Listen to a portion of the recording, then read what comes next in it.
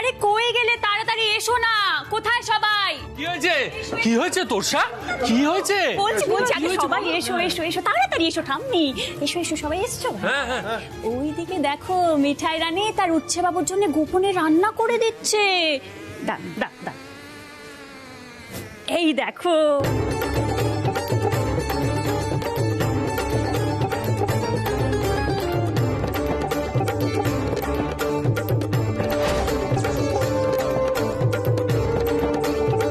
কেন ছবি তুলেছে বলো তো? তো সবাই আবার তোরসাকে বিলেন ভাবতে। না না না,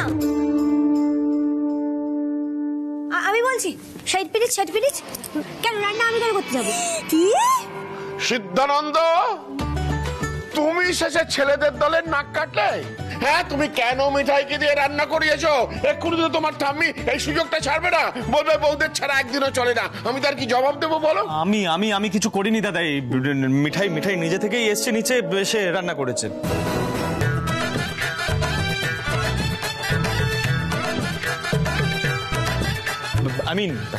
হেল্প করেছে। হ্যাঁ, তা তো করবেই, হেল্প তো করবেই, কারণ মিঠাইয়ের তো সমস্ত মায়া দয়া শেষ হয়ে যায়নি তার বড় ননদের মতো। অমনি না?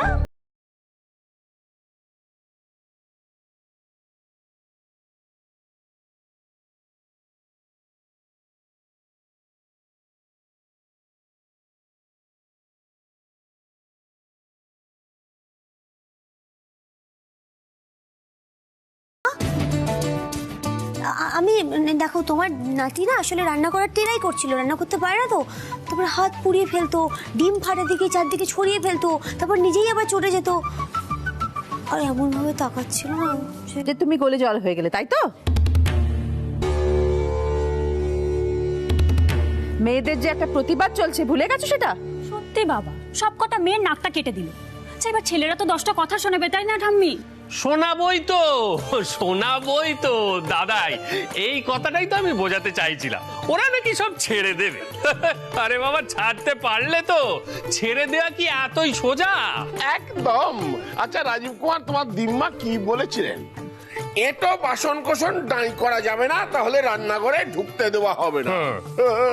যারা রান্নাঘরের মাই ত্যাগ করতে পারছে না, তারা নাকি বড়দের দিকে তাকাবে না, সব ছেড়ে ছুড়ে স্পেস দেবে। আরে দেখছিস তো মিঠাই, তোর জন্য কি কথা শুনতে হচ্ছে? দাদু ভাই এখন তোর হয়ে কোনো কথা বলছে?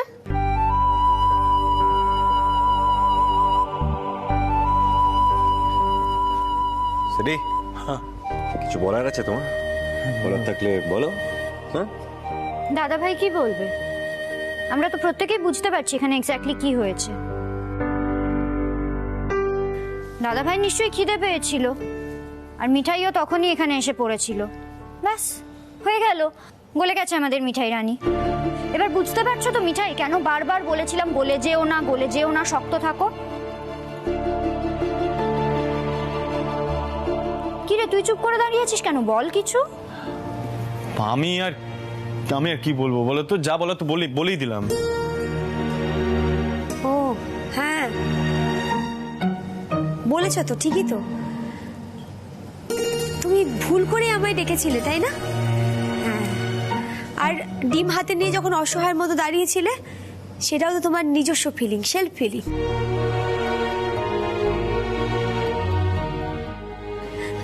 দোষটা আমার একার, আর কারো দোষ নয়। মিঠাই বেশি ভেবে ফেলে, গলে যায়।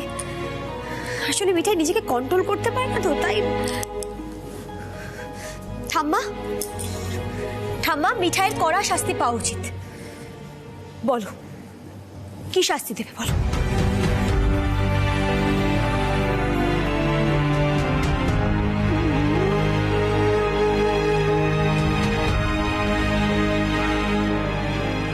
আরে না না, শাস্তি তো হেড কিডনিকে পেতে হবে।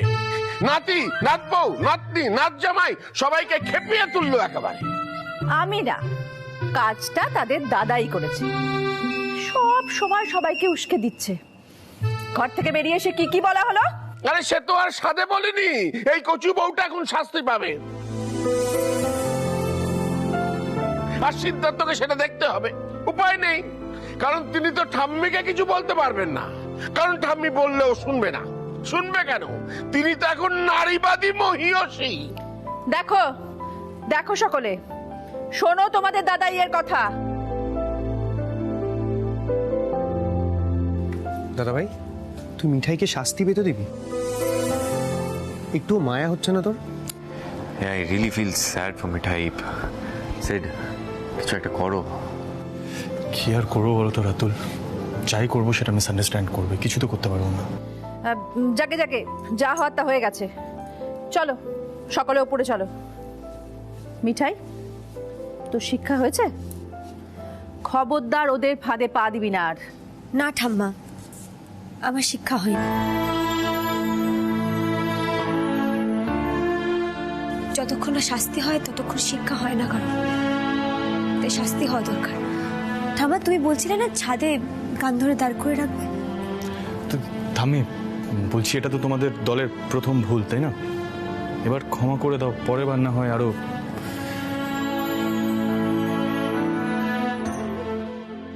ও মাই গড দাদাই, তোমার দলের সবাইও তো নড়বড়ে, তাহলে যুদ্ধটা হবে কি করে? আচ্ছা, যে পয়েন্টটা প্রমাণ করার কথা ছিল সেটা হলো কি পয়েন্ট ছিল দাদাই?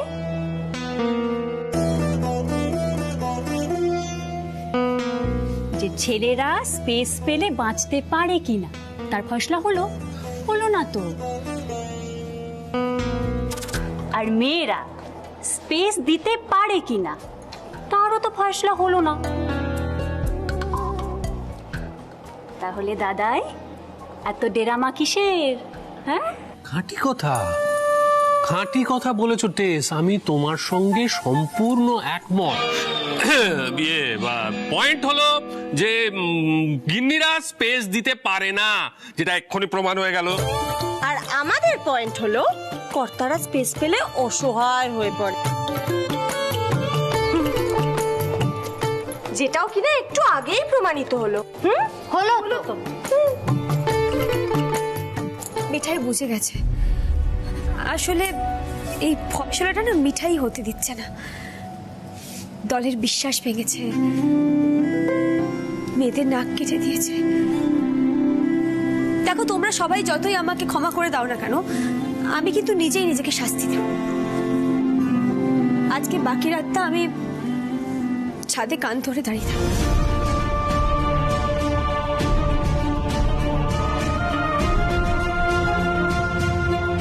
ব্যাস, কেউ কিন্তু আমাকে থামাবে না। আর যদি কেউ থামাতে আসো, তাহলে কাল থেকে কিন্তু আমি কিছু খাবো না। আমি বলে দিলাম। সত্যি তো মিঠার একটা শিক্ষা হওয়া দরকার।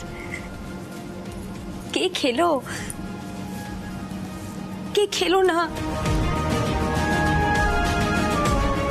কে তেল মশলাওয়ালা খাবার খেতে পারে না, এসব নিয়ে কেন ভাববে মিঠাই? সত্যি তো মেয়েদের এসব ভাবনা চিন্তা করার কোনো মূল্য আছে নাকি? নেই।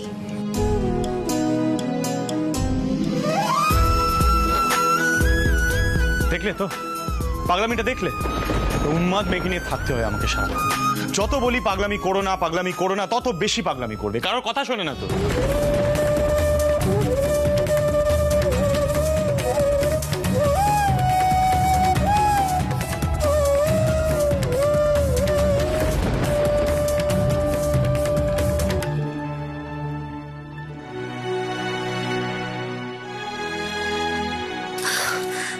গোপাল, আজ কিন্তু মিঠাই নিজের উপরে খুব এংরি হয়ে আছে, আমি বলে দিচ্ছি। এত সহজে দাদুনাথের জন্য বলে গেলে কি করে হবে? এই মিঠাই, তুই কি ভুলে গেছিস? তুই তো আমার দিদিদের বাড়িতে উচ্চবাবু তোকে কি বলেছিল? আরে আমি তোমার পার্টনারের থেকে জেলাস? হ্যাঁ, কিসের জন্য জেলাস হবো? আমি যে তোমাকে একটা ট্র্যাপের থেকে প্রোটেক্ট করতে গেছিলাম, বুদ্ধি শুদ্ধি তো নেই কিছু। আমাদের যেটা দোষের হয়ে যাচ্ছে সেটা তোমাদের জন্য স্পেস হয়ে যাচ্ছে, সেটা কি করে হয়? শোনো মিঠাই রানীর যুক্তি শোনো। এই, তুমি স্পেসের মানেটা জানো?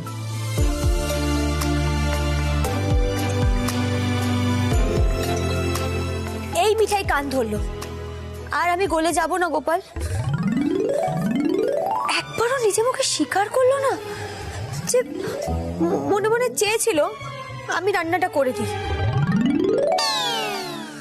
খিদে তো উচ্চ উপরে করে পেটটা চলে যাচ্ছিল, এদিকে মিঠাই যে খেতে পারলো না, উচ্চবাবু রাতে খেতে পারবে না বলে সেটা বুঝলোও না আর টেরও পেল না। আর এদিকে মিঠাইকে দেখো, ওই শুকনো বেচারা বেচারা মুখ দেখে একবারে বুকটা ফেটে চৌচির হয়ে গেল। ননসেন্স মিঠাই, এভাবে এত সহজে গলে গেলে এরকম মজা তো দেখাবে উচ্চবাবু, তাই না? ডিসকাস্টিং। কেন যে সবার সামনে আমি সব দোষ নিজের ঘাড়ে নিতে পারলাম না। বেচারা মিঠাই রানীর কোনো দোষই ছিল না, তো আমার খাবার কষ্টটা দেখেই আমাকে হেল্প করতে এসেছিল। আমার একবার সবার সামনে বলা উচিত ছিল যে মিঠাইয়ের কোনো দোষ নেই, সব দোষ আমার। রাজীব দাদা এমন তেরে ফুড়ে কোয়েশ্চেন করলো না, আমি জাস্ট লেট ডাউন করতে পারলাম না, জাস্ট গিভ ইন করে দিলাম।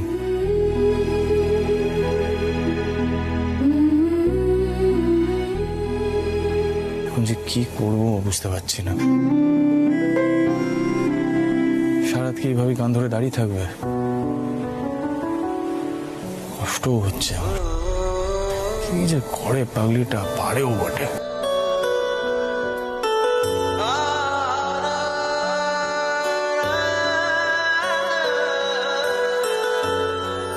মিঠাই, আরে কেন নিজেকে এইভাবে কষ্ট দিচ্ছ? ঘরে যাও না, কোনো মানে হয় এসবের? মিঠাই নিজেকেই নিজে শাস্তি দিচ্ছে যাতে আর কখনো নরম না হয়ে পড়ে। আরে বাবা, সব তোমাদের জেদাজেদির জন্য হচ্ছে জানো। আচ্ছা তুমি আমাকে একটা কথা বলো, তোমার কি মনে হয় তোমাদের এই যে এই লড়াইটা এটা কতদিন টিকবে? দুদিনে গলে যাবে সবাই, আমি জানি। আচ্ছা তুমি আমাকে প্র্যাকটিক্যালি একটা কথা বলো, এই যে দিদিয়া, তোমার কি মনে হয় দিদিয়া রাজীব দাকে ছাড়া থাকতে পারবে? পারবে? শ্রী রাতুলকে ছাড়া থাকতে পারবে? কি মনে হয়? আর দাদাই আর থাম্মির কথা তো আমি বাদই দিলাম, ছেড়েই দিলাম আমি। শোনো মিঠাই, দেখো এইভাবে দাঁড়িয়ে থেকো না, তোমার কষ্ট হবে। যাও না, ঘরে যাও প্লিজ। আজ তো পাগল একটা, বারবার না করে যাচ্ছে। না, আমি যাব না। শ্রীতমা দিদি ওরা ঠিকই বলেছে, মিঠাই ভেরি উইক। উচ্চবাবু saying something, Mithai dancing with beat. না না, এভাবে কতদিন চলবে মিঠাই? তোকেও তো স্ট্রং হতে হবে নাকি? জিসাস ক্রাইস্ট, মানে কথা শোনার বোধ হয় তোমাদের মেয়েদের ধাতেই নেই না, সবকিছু একটা উল্টো মানে বার করতে হবে। মানে ডিসগাস্টিং। ডিসগাস্টিং? যাও না, ডিসগাস্টিং। যাও গিয়ে শুয়ে পড়ো। তোমাকে কে এখানে থাকতে বলেছে? তুমি তো নিয়ম ভাঙছো দলের। দাদা তো বলেই দিয়েছে গোপনে দেখা করা বারণ। আরে বাবা মিঠাই, দাদাই অ্যাকচুয়ালি নিজের জন্য এই রুলস গুলো বানিয়েছে। আরে তোমার মনে নেই আমাদের কাল রাত্রির সময় দাদাই সেই লুকিয়ে লুকিয়ে থাম্মির সাথে দেখা করতে গেছিল? এইবার যাতে সেই মিস্টেকটা না করে, সেম কাণ্ড যাতে না করে, তাই এত স্ট্রিক্ট রুলস বানিয়েছে। মিঠাই দেখো, তুমি এভাবে দাঁড়িয়ে থেকো না কান ধরে, প্লিজ ঘরে যাও না। No, never. শোনো, একদম বেশি ইংরেজি বলবে না আমার সামনে। যদি কথা না শুনেছো না, হাত ধরে এক্ষুনি টেনে নিয়ে যাবো ঘরে। পারবে না নিয়ে যেতে, তোমার দল থেকে তোমাকে বের করে দেবে। তোমার কি সেই সাহস আছে নাকি যে তুমি সবার সামনে বলবে আমি মিঠাইকে ছাড়া থাকতে পারছি না, আমার স্পেস চাই না? পারবে না। একটা প্রেস্টিজ আছে না, তারপর আবার পুরুষ মানুষ বলে কথা। কি আর মিঠাই নাকি যে প্রেস্টিজ নেই, কিছু নেই, সারাক্ষণ খালি হচ্ছে ওর পিছনে সবকিছু ভুলে ছুটে ছুটে চলে যায়। This is getting on my nerves.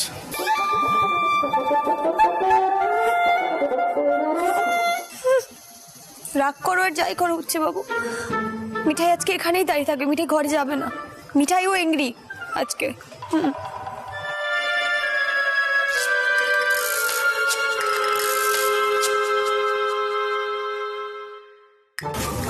Nipa বলছি, মেয়েটাকে ঘরে নিয়ে জানা প্লিজ। সারা ধরে এইভাবে কান ধরে দাঁড়িয়ে থাকলে শরীর খারাপ হয়ে যাবে। আমি যে কিছু করবো সেটাও পারছি না, নইলে করতাম। জানা প্লিজ, তুই কিছু করতে পারবি? Please do something Nipa, please. কি যে শুরু হয়েছে না বাড়িতে কে জানে। রুদ্রদাটা পর্যন্ত আমার জন্য আইসক্রিম আনলো না। আমি কিন্তু খুব আপসেট হয়ে আছি দাদা ভাই। তোমার ব্যাপারে তো আমি আপসেটও হতে পারি না। ঠিক আছে, তুমি এখানেই দাঁড়াও, আমি দেখছি।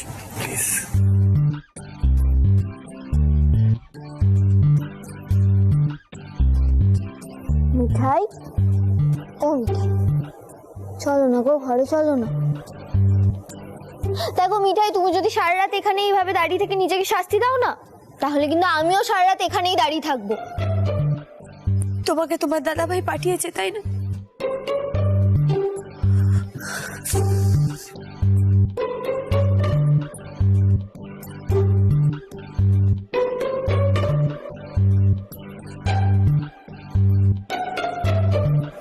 আচ্ছা মিঠাই, দাদা ভাই যদি আমাকে পাঠিয়েও থাকে তাতে কি যায় আসে বলো তো? মিঠাই, দাদা ভাইয়েরও তো খারাপ লাগছে বলো। দেখো, দাদা ভাই নিজেকে অনেক পাল্টে ফেলেছে, কিন্তু নিজের ইগোটাকে তো পুরোপুরি বিসর্জন দিতে পারে না বলো।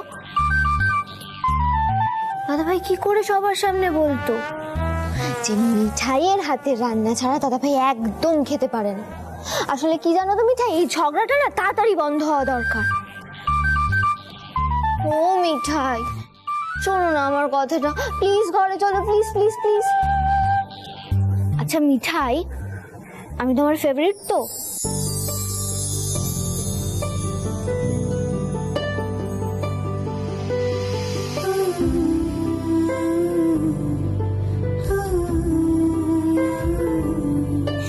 তাহলে নিপা দিদির কথাটা প্লিজ রাখো, এখন ঘরে চলো।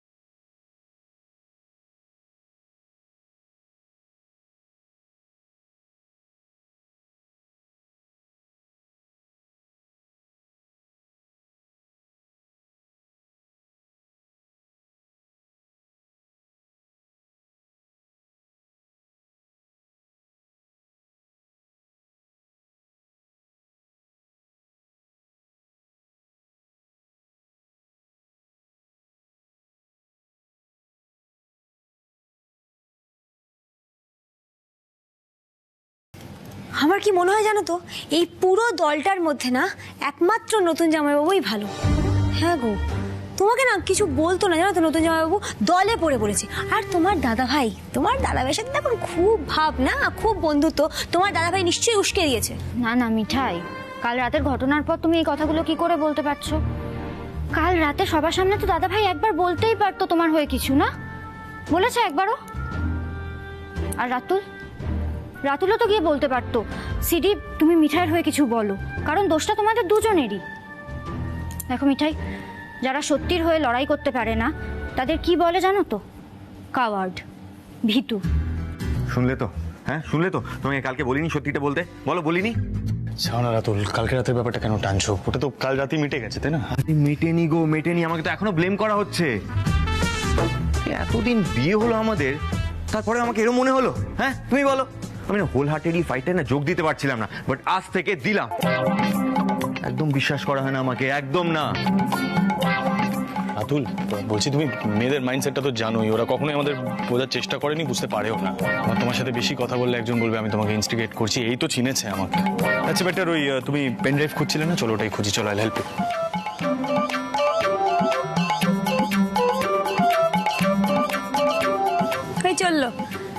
চললো একজন অন্যের জিনিস খুঁজতে, নিজের জিনিসও খুঁজে পায় না হাতে। আর এটা তো আগের দিন নেই না, কথায় কথায় খালি যাকে আমি সব কথা বলতে চাই না। এই শ্রীতমা দিদি বলছি চলো চা করি, গুনে গুনে। ঠাম্মা কি বলেছে মনে আছে তো? মিঠাই, তোমরা যে আমাদের জন্য চা বানাতে এলে, ভুল করে আবার সবার জন্য চা বানাচ্ছ না তো? না না দিদি, এক ভুল আমি দুবার করি।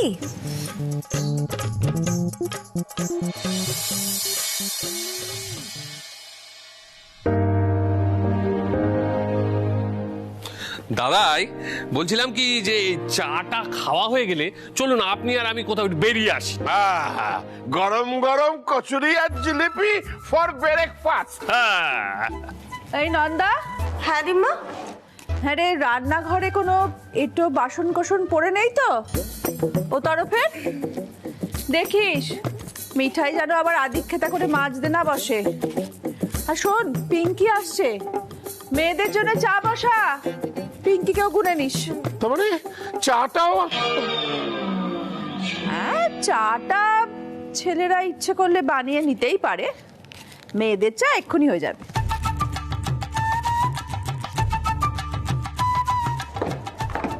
মিঠাই মিঠাই আমার কফি হয়েছে, আমি বেরোবো নাকি মোদক বাবুর জন্য এখনো গ্রিন টি করছো?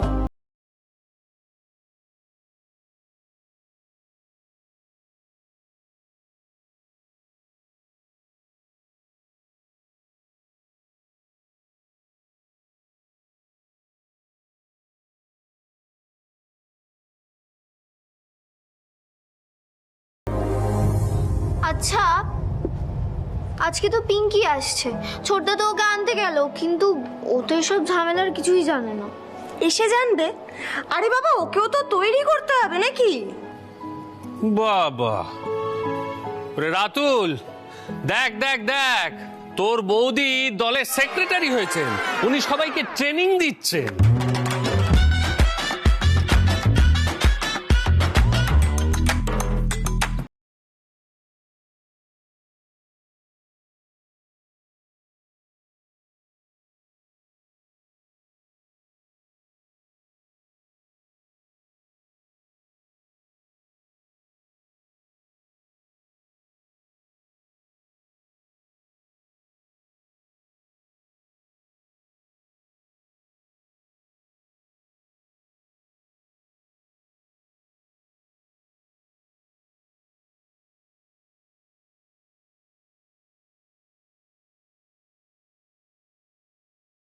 হাজির।